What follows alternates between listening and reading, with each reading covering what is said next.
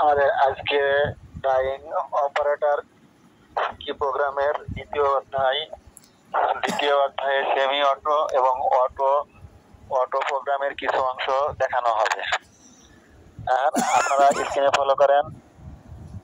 স্ক্রিনে দেখতেছেন এখানে এলএক্স হাই টেম্পারেচার মেশিনের মনিটর। এখানে মনিটরটি আপনারা লক্ষ্য করুন। এটা হচ্ছে মেশিন রানিং বাটন, এটা হচ্ছে স্টিম রানিং বাটন। এখন অফ অবস্থায় আছে। এটা হচ্ছে প্রোগ্রাম ইন সাইড। এটা হচ্ছে program semi auto program. Machine run, machine steam run, পানি ফিল, পানি machine stop, steam stop, drain, machine run, steam run, steam machine ওয়াশের পর আপনাদের দেখানো হচ্ছে এটা হচ্ছে আপনার ওভারফ্লো ওয়াশ। এটা ডোজিং বাটন, ডোজিং বাটন। তারপর এটা হচ্ছে আপনার কোয়ান্টিটি ফিল মিটার। এই সাইড দিয়ে ফলো করেন। এই সাইডে আপনাদের বাটন গুলো দেওয়া আছে অটো প্রোগ্রাম বাটন। এখান থেকে অটো প্রোগ্রামের মেনু বার নিয়ে আসতে হয়। আপনি ফলো করেন, একটার পর একটা বাটন দেওয়া আছে। এখানে হাত দিবেন। এখানে হাত দেওয়ার পর এখানে টাচ করার পর এখানে একটা মেনু বার আসছে। মেনু বার ফলো করেন। এই মেনু বারের নিচের দিকে চলে আসেন। নিচের দিকে আসার পর প্রোগ্রাম আর ম্যানেজ প্রোগ্রামে চাপ দিবেন। ম্যানেজ প্রোগ্রামে টাচ করার পর আপনারা এরকম একটা স্ক্রিন দেখবেন। এখানে পাসওয়ার্ড দিয়ে ঢোকা লাগে। আপনাদের কোম্পানির পাসওয়ার্ড দিয়ে ঢুকবেন। ঢোকার পর এখানে স্ক্রিনের বাম সাইড এবং সাইড ফলো করেন। এটা ব্যাচ প্রোগ্রামটি আপনার কাপড়ের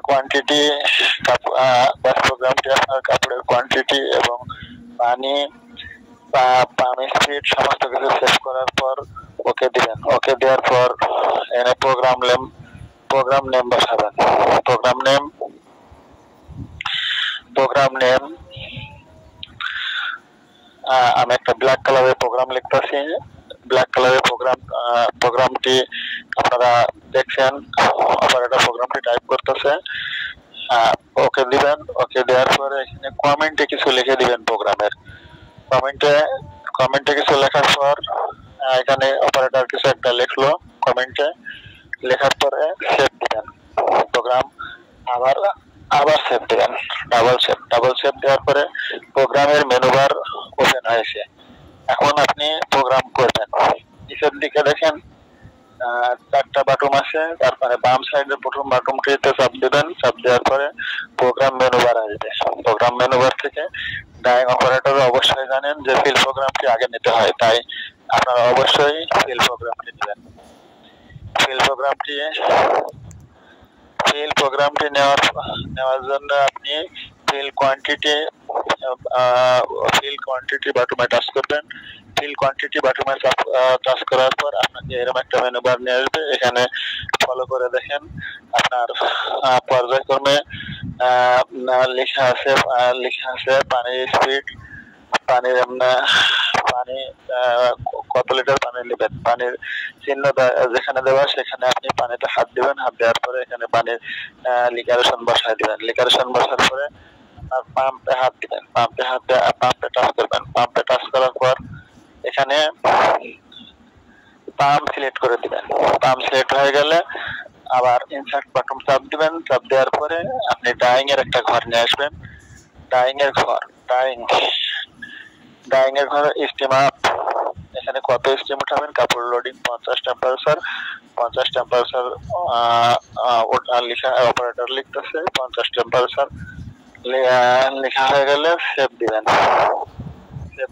সেভের পরে পাম্প সিলেক্ট দিতে হবে। পাম্প সিলেক্ট অবশ্যই দিতে হবে। পাম্প সিলেক্ট দেওয়ার পর আপনারা আবার সেভ দিবেন। Double touch. সেভ দেওয়ার পর আবার পাম্প সিলেক্ট দিয়ে সেভ দিবেন। সেভ দেওয়ার পর আবার ইনসার্টে চাপ দিবেন। চাপ দেওয়ার পর আসতেছে আপনাদের প্রোগ্রাম মেনু বারের থেকে রানিং টাইম প্রোগ্রাম মেনু বারটি ওকে করবেন। রানিং টাইম প্রোগ্রাম মেনুটি ওকে করার পর আবার সেভ দিবেন। সেভ দেওয়ার পর পাম অন করে সেভ দিবেন। সেভ দিবেন। সেভ হয়ে গেলে আবার ইনসার্ট মেনুতে চাপ দিবেন। ইনসার্ট মেনুতে চাপ দেওয়ার পর আবার ডাইং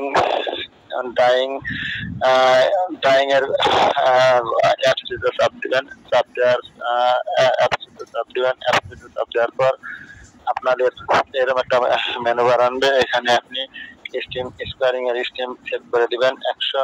এখানে 100 সেভ করে দেওয়া হয়েছে। ক্রিয়েট ফর এবং সেভ এবং পাম্প সেভ করে দিতে হবে। পাম্প ডান সাইডে যে বাটন চারটা দেখতেছেন, চারটার প্রথম বাম সাইডের প্রথম বাটনটি চাপ দিয়ে সেভ দিবেন। তাহলে পাম্প সেভ হয়ে যাবে। আবার সেভ দিবেন।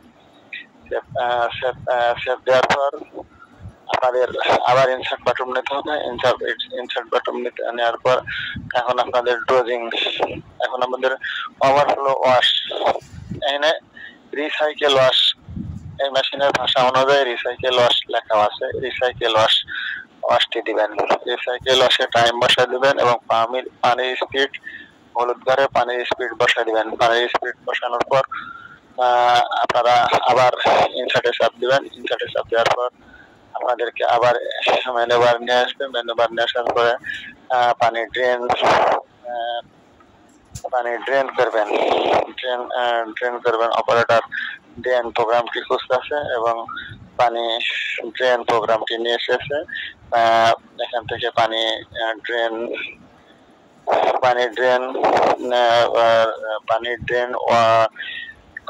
লাইন ঠিক করে দিবেন। কোন লাইনে ড্রেন করবেন, ড্রেন লাইন ঠিক করার পরে সেভ দিবেন।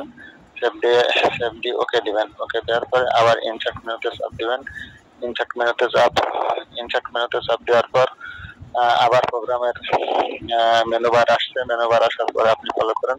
এর পরে অবশ্যই ফিল করা লাগে, তাই ফিলের মেনু বারটি ওপেন করা হয়েছে। ফিলের মেনু বারটি আপনি পানি মেশিনের লিকারেশন অনুযায়ী পানি লিখে দিবেন 1:3-তে। 1:3-তে 500 কেজি একটা মেশিন, 500 কেজি মেশিনে যতটুকু পানি লাগে লিখে দিবেন। লিখে দেওয়ার পরে আপনার পাম্প বাটনে চাপ দিয়ে সেভ দিবেন। পাম্প সিলেক্ট করে দিবেন কত স্পিড এবং ফ্যান কত স্পিডে থাকবে সেভ করে দিয়ে ওকে দিবেন। ওকে দেওয়ার পর আবার ডাইং এর ঘর নেবেন। এবার একটা ডাইং এর ঘর নেবেন। ডাইং এর ঘর নেওয়ার পর ডাইং এর ঘর নেওয়া হয়ে গেলে ডাইং এর ঘরে 160 স্টিম সেভ করবেন। 60 স্টিম সেভ করার পর পামোকে দিয়ে সেভ দিবেন। সেভ দেওয়ার পর এখন আপনি ডোজিং এর ঘর নেবেন। কাস্টিক আর সোডা ডোজিং এর একটা ঘর নেবেন। কাস্টিক ডোজিং এর একটা ঘর নেবেন। আর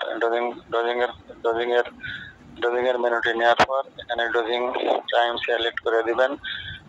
কাস্টিক ডোজিং সাধারণত 5 মিনিটে দেওয়া হয়। স্কোয়ারিং এ 5 মিনিট সেভ করে দিয়ে ওকে দিবেন। সেভ করে দেওয়ার পর 5 মিনিট টাইম সেভ করে দেওয়ার পর ওকে দিবেন। ওকে দেওয়ার পর পাম্প সেভ করে দিবেন। সেভ করার পর এখন অপারেটর আপনার ইনসার্ট মেনুতে চাপ দিয়েছে এবং প্রোগ্রাম এসেছে। প্রোগ্রাম আসার পর এখানে আপনার আবার ডাইং এর একটা ঘর নিয়েছে। ডাইং এর ঘর আবার 70 স্টিম সেভ করে দিবেন। 70 স্টিম সেভ করার পর আপনার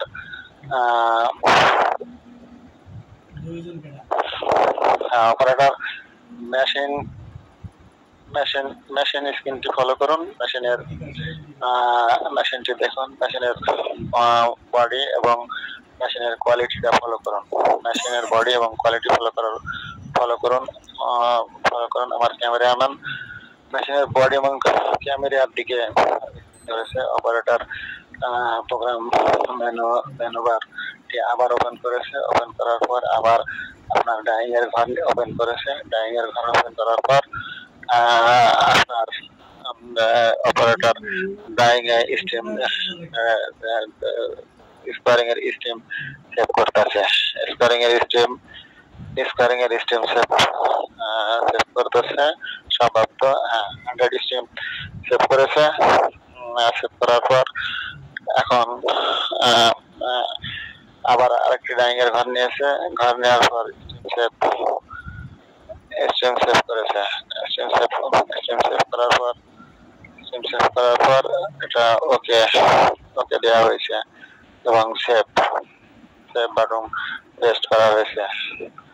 সেভ বাটন পেস্ট করার পর আবার ডাইং এর ঘর নেওয়া হয়েছে এবং কুলিং স্টিম ওঠানোর পর কুলিং বাটনটি পেস্ট করা হয়েছে এবং কুলিং বাটনটি পেস্ট করা হয়েছে। কুলিং বাটন চাপার পর এখন কুলিং আসবে। স্কোয়ারিং প্রসেসটাকে আপনাদের আজকে দেখানো হলো।